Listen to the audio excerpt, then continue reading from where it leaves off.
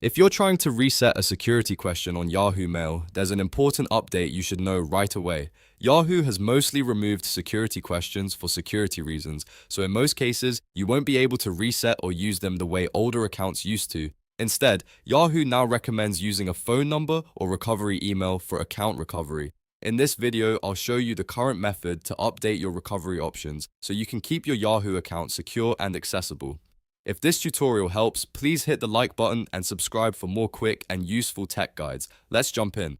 First, open Yahoo Mail and sign into the account you want to update.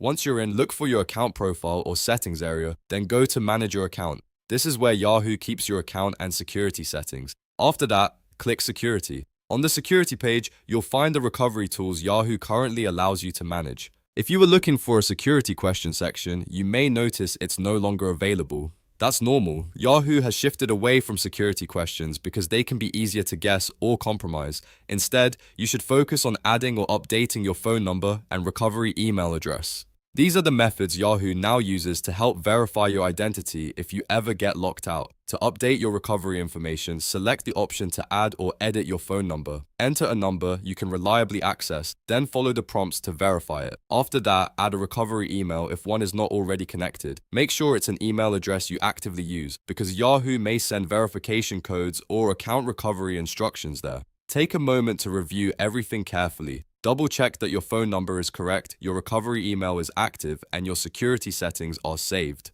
If your goal was to protect your account or prepare for account recovery, this is the most important step you can take now that security questions are mostly phased out. So, while you may not be able to reset a traditional Yahoo security question anymore, you can still strengthen your account by using Yahoo's current recovery methods. That means updating your phone number and recovery email through Manage Your Account, then confirming everything in the security section. And that's it. You now know how Yahoo's security question system works today and how to update the recovery options that actually matter. If this video helped, please like and subscribe, and I'll see you in the next tutorial.